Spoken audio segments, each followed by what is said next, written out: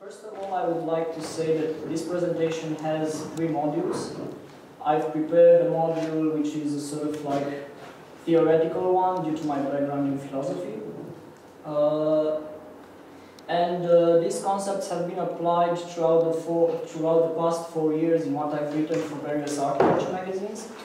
And I've picked a few terms that I think could be relevant to actually starting building a sort of like more applied theory of what is transitory art. The second part will be a presentation of my project, my curatorial project Anti-Utopias, with a selection of projects that I think are relevant in bringing in various topics into the discussion. Whereas the third part focuses on what I would say is quite different because this is something that I didn't hear here these days. The specific characteristics of certain geographical areas within the Balkans. We're all talking very generally, we're all talking mainly about technology, so I wanted to sort of like disrupt the discourse and go back to something more specific, in this case Romanian art. So, the first, what I would say are operative concepts are in fact 6. The first one is urban archaeology. And I've chosen this with archaeology understood as an immaterial experiment. It marks a passage from object to temporary existential state that defines the conditions of the present. Now, in using archaeology, I went back to a book, I don't know if many of you know it, it's called Derrida, an Egyptian, written by Peter Sloterdijk, where Peter Sloterdijk comes up with this idea that the most emblematic figure of a construction is the pyramid, because the pyramid also expresses its ruin. So you have a paradox there. The pyramid is also a construction, it's also the image of a ruin, of a pile of materials that are being used to build something. So I used it because archaeology, I think, confronts its own ruins in order to give us an image of the present. And as such, we have to deal with various discontinuities that actually create a unitary image of what is our present and how we should deal with all the situations. In this case, I think that the ruin is reactivated as information. The inhabitant uses it in order to actively engage when occupying or negotiating the space. The city is pictured as a building site, an ongoing and open process.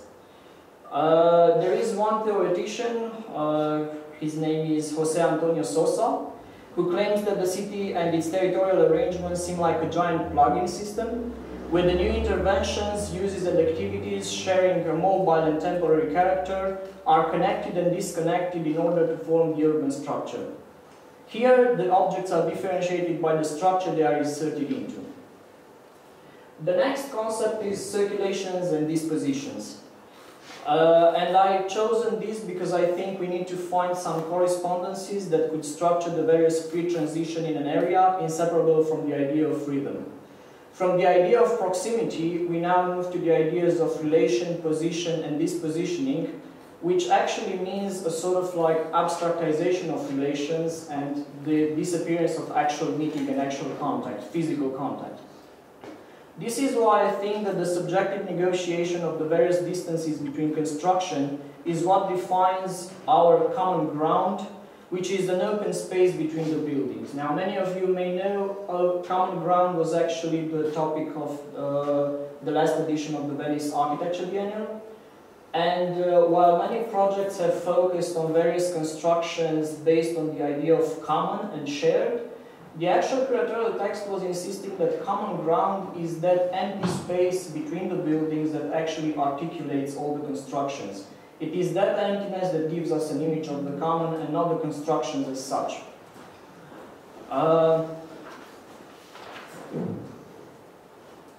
Therefore, I've also written about architecture understood as active tropism. It assumes the conditions and biological conditions that influence the movement, morphology and growth of organisms as a response to stimuli in the natural environment. Carmen already talked about Philip Beasley, so I won't talk about him because I was trying to talk about him as well. And the last thing that could be added here is that we need to mark a passage from an architecture and the critical thinking that relates to critical objects to critical actions. The next term would be portability. This is all about what I would say the ecology of movement, but I'm using here a text formulated by Frédéric Migayrou, who actually criticizes a lot the idea of portability and ecology.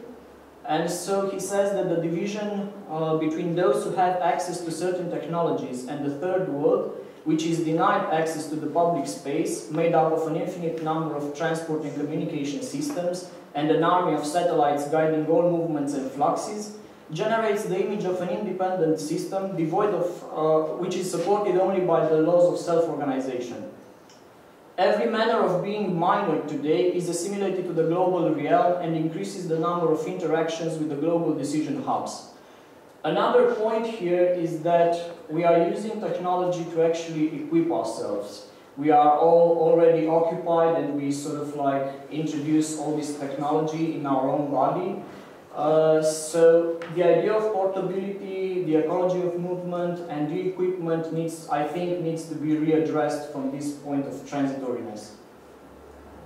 Then I think another idea that could be talked about is diversion. Here all sets of tactics, counter-tactics, new forms of activism, and I use diversion understood as exposure, as dislocation and a sort of like reactive form to what is actually happening right now, which is a sort of like technological paradigm that is used in art as well.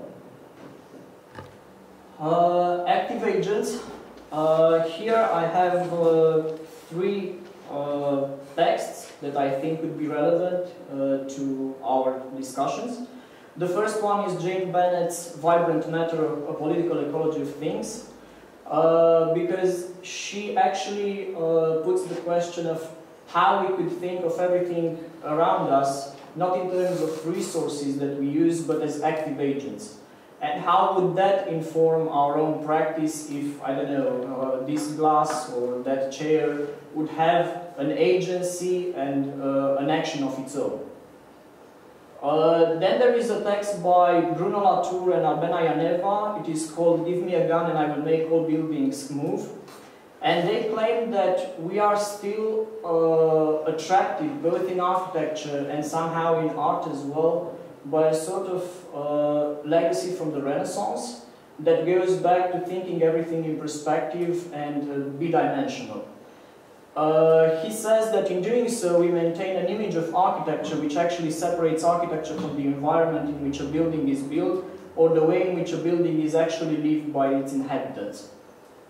The second one is Michel Addington's in Architecture of Contingency, who claims that architecture is based on bidimensional surfaces and as a result of an a priori belief that perception originates and is determined by geometry. So I think that these three ideas should give us a new orientation and a new shift, so we should move away from the idea of orientation into space to the idea of radiation. The body, with all its specific transitions and mutations, is what constitutes the space. And the last one is anticipative geographies. Here I am actually using a text by Trevor Paglen. It's very old text and it's called Experimental Geography, from Cultural Production to the Production of Space. Here I've written a text on this, and the idea was that an experimental archaeology could reinform the ruins in the cities and engage them actively and generate anticipative geographies where inhabitants could perform their own spaces. So these are the six concepts that I think could be relevant to discussion of transitoriness as well, especially in the context of urban superpositions and in this panel. So now I will move to my project, antiutopias.com. This is like a platform gathering works of international artists. Currently there are over 220 artists published. And one of the main problems I encountered with this project is that many people think I'm using anti-utopias as a synonym for dystopia. I'm actually using it, you could actually rename it counter-utopias. I think that we cannot exceed the idea of utopia. I think that we still need the idea of utopia, but I think we need to always use the plural, and I always think of it as a counter-movement, as something that always goes and challenges what is happening at present. Here I've published lots of artists who don't necessarily use the same medium but address the same topics. So the novelty of this project is that it is structured thematically. It has 9 structuring categories, and in each category you find painters, you find digital artists, you find video artists who address this topic from multiple views, but at the same time I find a red line between them. And I'm using this project to actually start doing sort of like micro exhibitions featuring more artists from the website. One of them took place in Berlin earlier this year. It was called Accumulations, and it featured 6 video artists from the website. Unfortunately, I forgot to bring images from the exhibition, so I will skip that. So, the first artist is Christopher Baker. His work is called Hello World, or How I Learned to Stop Mystic and Love the Noise. He actually uses 5,000 diaries from the internet and constructs a sort of meditation on democratic and participative media and our desire to always be heard. So in the end, the result of all this is that it's like an overall and a general cacophony. I don't know how the videos work. So all these videos play at the same time, and you can stop and try to listen at one, but you hear a sort of like general rumor taking place at the same time, and you cannot focus on one work, and you just have to jump to the others. And actually, it's an image of what participative media means today. The same artist made another work titled Murmur Study. This time it is based on micro-messaging technologies like Facebook and Twitter, and it is a criticism of the accumulation, archiving and indexing of all information with an endless row of text that just goes by and scrolls by and piles down, a sort of like the ruin of information. Then another interesting take, but unfortunately it should have been the video, is Katie Thomas' Pristine Fantasies. This is a work inspired by commercials, and the artist uses 3D technology to express psychological states which are governed by living in a capitalist state. And what the artist does is try to subvert the history of American consumerism and of the ongoing history of virtual reality in a set of video works that were part on a huge project in New York titled On Synchronics. Another completely different take is Norwegian artist Kjell Varvin and his Unstable Variables. This artist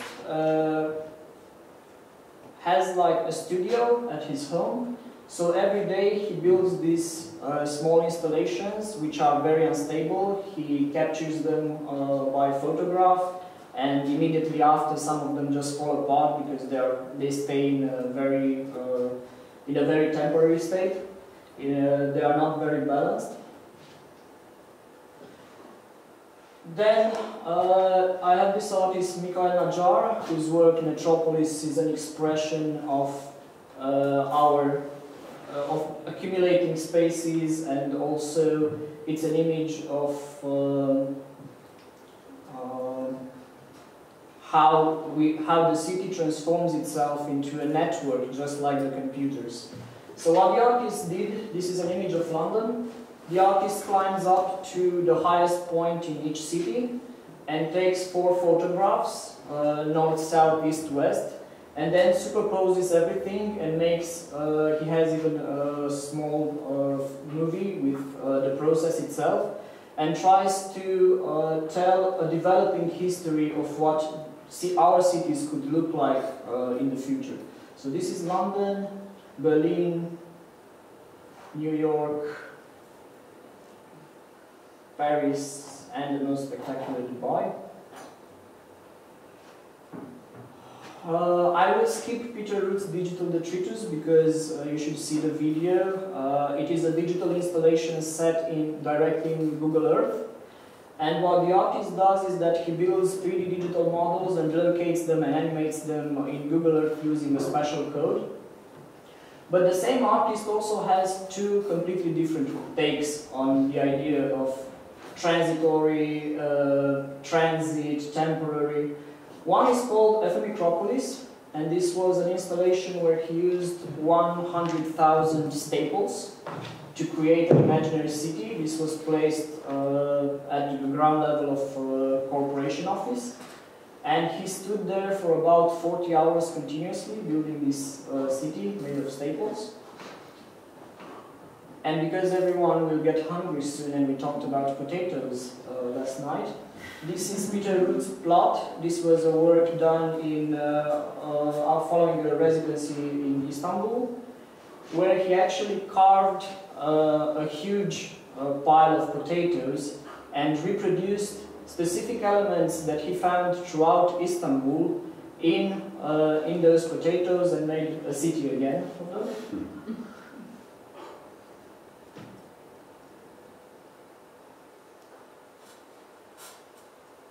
Unfortunately, Peter Root died earlier this year when he was biking with his girlfriend around the world. They were hit on a highway somewhere in Indonesia, I think, in February.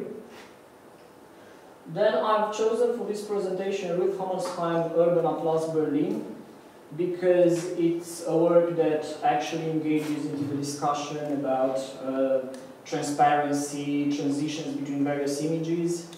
And what the artist does in this set of works is a successive strata of compositions and decompositions, and she mixes historical, social, and political perceptions to meet in a collage of transparencies and transitions. She does not look for evidences, but rather through her images, I think she's looking for the in evidence, in what a critic called a structural map of symbolical meetings. Stephanie Jung's Space Vibrations is again a photographer who deals with urbanity, identity, stratification, gradual shifts of perspective, intentional transparencies, and various transitions that take place in the layering of space.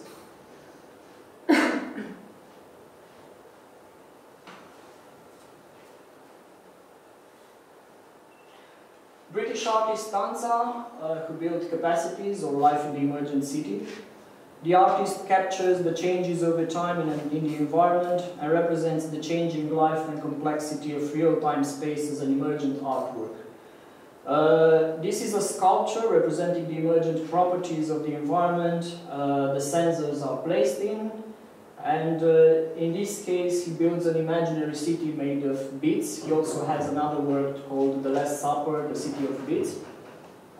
Pity we cannot use the video. And the last one is one of the artists who, to my surprise, was one of the most successful on Anti-Utopians. His name is Norimichi Hirakawa. And he built a video and an installation of 1024 sequences of 2 seconds video of irreversible change, which are constantly rewinding. So this is quite spectacular. Maybe later we can play the video, or if anyone wants to see the works, they are all available on Anti-Utopia, so you can just go there and check them out. Alright, so now I arrive at this point, which is the third part of the already, which is the need to discuss the idea of transitoriness, and especially what the tribe is doing in the context of geopolitical and psychogeography. Because most of the examples we've used so far belong to what I think are sort of like Western paradigm. I feel the need to go back to something specific in the East, and namely I will go back to a legend of East European art. His name is Ion Grigorescu, and this is a 1977 work called Boxing, where this artist filmed himself boxing against himself at home. You have to imagine that this work actually took place during the communist regime. So the artist had a huge archive of works that he was doing at home. He lived a very normal life outside his house, and every time he came back home, he was filming all sorts of videos. In this one, which is one of the most famous and is part of the MoMA collection, he is boxing against himself. And one of the characteristic things about his work, which is now starting to, I don't know, you can now see his touch on Romanian contemporary art, is the use of the body as the most expressive mean, because the body is actually cheap. The body is the cheapest medium to do art. And this is something that a new generation of artists rediscovers and reuses in an attempt to what many theoreticians call the rewriting of history. In this case, Alexandra Pirice and Manuel Pănuș, a material retrospective of the Venice Biennial, which is actually the Romanian pavilion at the Venice Biennial this year. You can still check it out until November, where a group of performers actually reinterprets over 90 works that were part of the Venice Biennial in the past 100 years. In doing so, they only appeal to their own body.